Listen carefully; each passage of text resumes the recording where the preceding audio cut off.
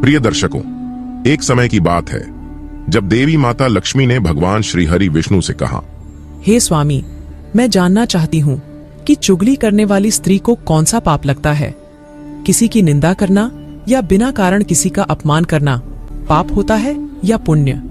हे प्रभु, क्या किसी मनुष्य का असत्य बोलने से धर्म का पालन हो सकता है? मित्रों, मुस्कुराते हुए भगवान श्री हरि विष्णु कहते हैं, हे देवी लक्ष्मी, आज आपने अत्यंत महत्वपूर्ण प्रश्न किए हैं जिसमें समस्त मानव जाति का कल्याण छिपा है। आज मैं आपको इसी विषय में आपको एक कथा सुनाता हूं जिसे सुनने मात्र से मनुष्य को निंदा जैसे महापाप से मुक्ति मिल सकती है। हे लक्ष्मी, आप इस कथा को ध्यान से पूरा सुनिए और मनुष्यों के कल्याण हेतु इसका प्रसार अवश्य करें। तब माता लक्ष्मी कहती है, हे प्रभु, मैं इस परम ज्ञान की कथा का श्रवण ध्यान पूर्वक करूंगी तथा इसका प्रसार भी करूंगी। जो भी स्त्री पुरुष इस कथा को पूरा सुनेगा, उन पर मेरी कृपा दृष्टि सदैव बनी रहेगी। आप इस पवित्र पावन कथा को कहें। मित्रों, भगवान श्री हरि विष्णु कहते हैं, हे देवी लक्ष्मी, तो ध्यान से सुनो। प्रयाग नगरी के राजा विश्वरथ थे। उनका राज्य सुशोभित, धनवान तथा सभी प्रकार की सुख सुविधाओं से परिपूर्ण था। राजा विश्वरथ आए हर दिन अपने दरबार में अन्न, धान्य, वस्त्र और सुवर्ण मुद्राएं अपने प्रजाजनों को तथा योग्य ब्राह्मणों को दान करके उनका आदर सत्कार करते थे। उन्होंने अपने पूरे जीवन काल में बहुत ज्यादा पुण्य कर्म किए थे, जिसकी प्रशंसा तीनों लोकों में होने लगी थी। स्वयं देवराज इंद्र भी उनके पुण्य कर्मों के चलते उनसे ईर्ष्या का भाव रखते थे। वे राजा मेरे प्रिय भक्त थे। राजा प्रतिवर्ष भागवत सप्ताह की कथा का भी आयोजन करते थे, जिस कारण से सभी श्रवणकर्ता और साधु संत मुनि ऋषि उन्हें शुभ आशीर्वाद देते थे। मित्रों, भगवान श्री हरि विष्णु कहते हैं, हे देवी लक्ष्मी, फिर एक दिन की बात है जब राजन अपने कक्ष में बैठे हुए कुछ सोच रहे थे। उसी समय वे अपनी रानी से कहते हैं, महारानी, बहुत समय से हमारा मन कह रहा है कि हम अपने राज्य में बड़े बड़े पंडितों और विद्वानों को आमंत्रित करें और अन्नदान करें। तब महारानी कहती है, महाराज, यह तो आपने बहुत ही उत्तम विचार किया है। आप इस शुभ और पुण्य के कार्य को अति शीघ्रता से पूर्ण करवाने की योजना बनाइए। राजा ने ठीक है महारानी से कहते हुए अपने एक महामंत्री को बुलाया और कहा, मंत्री जी, हमें विशेष रूप से ऋषियों मुनियों के लिए अन्नदान का आयोजन करना है। आप तुरंत ही अपने सबसे खास रसोइयों को कहकर सभी प्रकार के पकवानों और स्वादिष्ट व्यंजन बनाने की तैयारी करो। तब राजा और महामंत्री की आज्ञा पाकर रसोइयों ने खुले आसमान में भोजन का प्रबंध किया और महामंत्री से कहा, महामंत्री जी, बहुत सारे प्रकार के व्यंजनों को बनाने के लिए रसोई घर में पर्याप्त जगह नहीं है, इसलिए यहाँ खुले आसमान के नीचे ही भोजन बनाना उचित रहेगा। रसोई की बात को मानकर महामंत्री ने कहा, ठीक है, आपको जो ठीक लगे वैसा ही करो, किंतु ध्यान रखें, भोजन अत्यंत स्वादिष्ट होना चाहिए, क्योंकि महाराज ने विशेष ऋषि मुनियों को आमंत्रित किया है और किसी भी प्रकार की कोई कमी नहीं होनी चाहिए।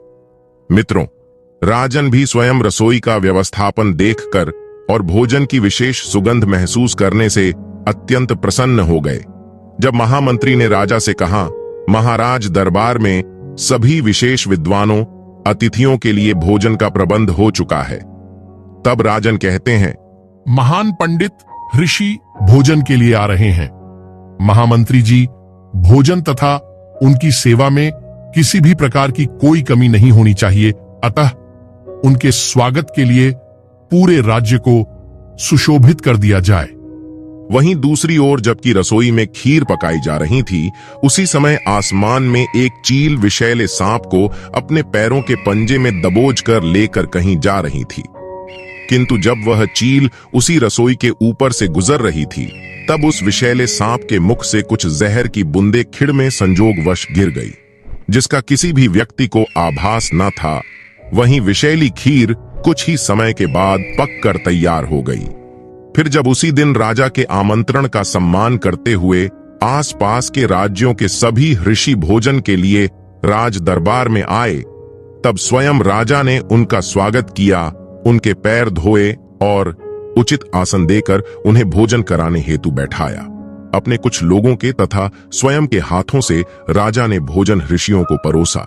सभी लोग आनंद विभोर होकर भोजन का स्वाद ले रहे थे, किंतु कुछ ही समय के पश्चात सभी पंडितों को अचानक से चक्कर आने लगे और वे सभी जगह पर ही भोजन करते समय ही ढेर हो गए।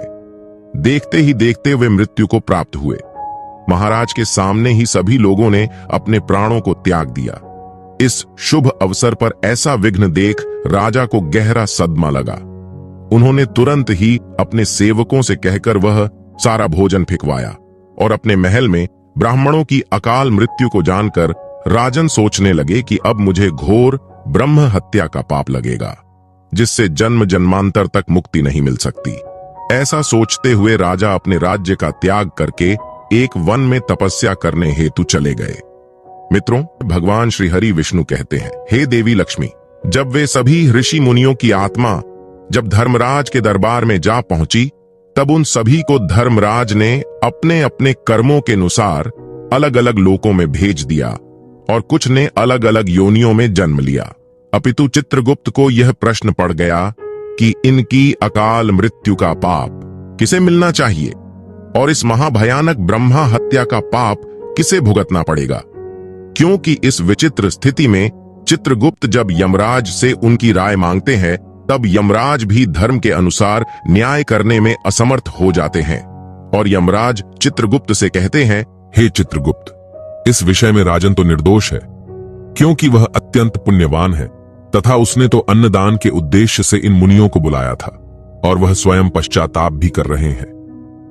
दूसरी ओर जो रसोई खीर पका रहा था, वह तो इस बात से बिल्कुल अनजान है कि इस खीर में सर्प का विष गिरा था तथा उसने अनजानवश भोजन परोसा था। वही आकाश में जो चील सांप को लेकर जा रही थी, वह तो अपने बच्चों के लिए भोजन की व्यवस्था कर रही थी। वह भी इस ब्रह्म हत्या की भागी नहीं हो सकती है। वह सर्प जिसे चील उड़ा ले जा रही थी, वह सर्प तो स्वयं के प्राणों की रक्षा हेतु झटपट कर रहा था और अनजानवश आत्मरक्षा हेतु उसने विष को उगला था, जो कि इन ऋषियों को परोसी हुई खीर में जा गिरा था। तब धर्मराज अत्यंत चिंतित होकर भगवान श्री हरि का चिंतन करते हैं, क्योंकि अगर उन्होंने गलत प्राणी को सजा सुना दी तो वे भी इस महापाप के भागी बन जाते थे। मित्रों, उसी समय स्वयं भगवान श्री हरि यमपुरी में प्रकट होते हैं और यमराज से कहते हैं, हे धर्मराज, आप व्यर्थ की चिंता ना करें। समय आने पर आप स्वयं ही इस महापाप के भागी को सजा सुना सकते हैं। बस आप योग्य अवसर की प्रतीक्षा करें। धर्मराज श्रीहरि की बात का समर्थन करते हुए कुछ समय के लिए इस बात को भूलकर अपने कार्यों में मग्न हो जाते हैं। मित्रों, भगवान श्री हरि विष्णु कहते हैं, हे देवी लक्ष्मी, इसी तरह कुछ वर्षों का समय बीतता गया। जब यह बात पूरी प्रजा भूल चुकी थी कि महाराज के दरबार में अत्यंत दुर्दैवी घटना के कारण कई मुनि अपने प्राणों को त्याग चुके हैं, फिर एक दिन कुछ साधु प्रयाग नगरी में अपने कुछ शिष्यों के साथ पधारते हैं और वे घर घर जाकर भिक्षा मांगते हैं।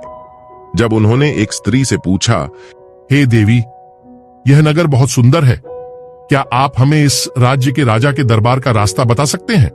तब उस स्त्री ने आश्चर्य के साथ उनकी ओर देखकर कहा, अरे ओ मुनि जी, आप क्यों स्वयं की मृत्यु को बुला रहे हैं? तब मुनि ने स्त्री की बात सुनकर पूछा, देवी, आप ये कैसे बात कर रहे हो? मैं राज दरबार जाना चाहता हूं। तब फिर से आक्रोश के साथ वह स्त्री कहती है, हाँ जी, मैं भी उसी राज दरबार की बात कर रही हूँ, जहाँ शेखड़ों आप जैसे मुनियों ने राजा के घर का भोजन खाने से अपने प्राणों को त्याग दिया था। अगर आप फिर भी मृत्यु पाना चाहते ही है, तो उस दरबार में अवश्य जाए जिसका राजा स्वयं ब्रह्म हत्या का महापाप कर कर वन में जाकर तपस्या का ढोंग कर रहा है। हमें तो शर्म आती है, हम लोग ऐसे राजा के राज्य में निवास करते हैं। उस स्त्री की बात सुनकर वे सभी लोग उस राज्य से तुरंत ही वापस लौट गए, किंतु वह स्त्री अपने घर तथा नगर में आने वाले अतिथियों और अन्य लोगों को राजा की बुराई करते हुए इस बात को फैला रही थी, मानो जैसे कि किसी जंगल में सूखी घास के कारण तेजी से आग फैलती हो। तत्पश्चात कुछ ही दिनों के बाद उस स्त्री की एक सर्प के काटने के कारण से मृत्यु हो जाती है और वहीं दूसरी ओर राजा विश्वरथ, जो कि सन्यासी बन चुके थे, उनकी भी वृद्ध होने के कारण वन में ही मृत्यु हो जाती है। मित्रों, भगवान श्री हरि विष्णु कहते हैं, हे देवी लक्ष्मी, उन दोनों की आत्मा को लेकर यमदूत धर्मराज के दरबार में आ जाते हैं।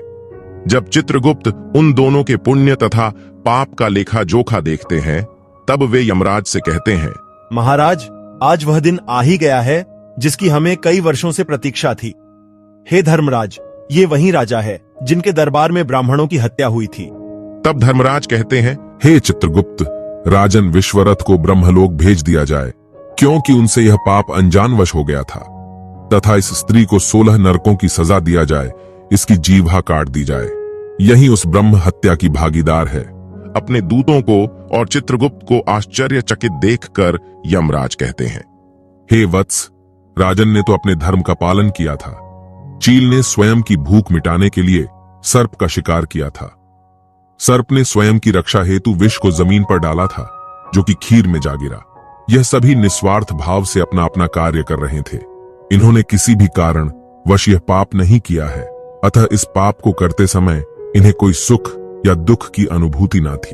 किंतु वहीं दूसरी ओर इस स्त्री ने अपने कटु वचनों के साथ स्वयं के पालन करता राजा की बहुत ज्यादा निंदा की है। इसमें इसका कोई स्वार्थ हो ना हो, इस महिला ने किसी के अनजान पाप की निंदा अपने ही मुख से कई लोगों से की थी, किंतु इसे राजा की निंदा करने से जो सुख की प्राप्ति हुई थी, इसीलिए यह इस महापाप की भागी बन जाती है। तब चित्रगुप्त कहते हैं, धन्य है आप धर्मराज और प्रभु की लीला। मित्रों, भगवान श्री हरि विष्णु कहते हैं, हे देवी लक्ष्मी, यमराज के आज्ञानुसार उस स्त्री को घोर नरक में डाल दिया। हे लक्ष्मी, आपके प्रश्न के अनुसार जो भी व्यक्ति किसी की चुगली निंदा करते हैं, उन्हें इस प्रकार का ब्रह्म हत्या का पाप लगता है। इसीलिए किसी को अपने स्वार्थ या निस्वार्थ भाव से निंदा नहीं करनी चाहिए। कुछ लोग ईर्ष्या के भाव से दूसरों की निंदा करते हैं या चुगली करते हैं। निंदा करने वाला और किसी की निंदा को सुनने वाला दोनों ही पाप के भागीदार होते हैं। हे देवी लक्ष्मी, आपके दूसरे प्रश्न के अनुसार बिना वजह किसी का अपमान करना, उसे शब्दों से प्रताड़ित करना भी पाप होता है। इसीलिए किसी की बुराई नहीं करनी चाहिए। फालतू बातें करना भी पाप होता है, यानी जिन बातों का कोई मतलब ना हो, ऐसी बातें बोलने से दूसरे इंसानों के मन और भावनाओं पर गलत प्रभाव पड़ता है। मन, वचन और कर्म से किसी को दुख पहुंचाना भी पाप कहलाता है। आपके तीसरे प्रश्न के अनुसार किसी मनुष्य का असत्य बोलने से धर्म का पालन नहीं हो सकता। सत्य बोलने से मन शांत रहता है और परेशानियां दूर होने लगती हैं। सत्य बोलने वाला व्यक्ति अपने गुस्से पर नियंत्रण कर लेता है और उसके जीवन में हमेशा शांति बनी रहती है। सत्यता ही एक ऐसी चीज है जिससे इस दुनिया में इंसान अपने कामों में सफलता पा सकता है। झूठ बोलने की आदत न सिर्फ नैतिक तौर पर पतन करती है, बल्कि मानसिक और शारीरिक सेहत के लिए भी नुकसानदायक हो सकती है। झूठ बोलने से गला खराब होने या सिर दर्द जैसी शारीरिक समस्याएं भी हो सकती हैं। आप तो जानती ही हैं कि अर्ध असत्य बोलने के कारण ही धर्मराज युधिष्ठिर को नरक से गुजरना पड़ा था। तब माता लक्ष्मी कहती है, धन्य है प्रभु आप और आपकी लीलाएं। आपने मेरे मन की सभी आशंकाओं को दूर किया है। तो मित्रों, आशा करते हैं आपको यह कथा अवश्य ही अच्छी लगी होगी। वीडियो को लाइक करें, चैनल को सब्सक्राइब करें, साथ ही कमेंट में जय मां लक्ष्मी नारायण लिखें। आप सभी का धन्यवाद।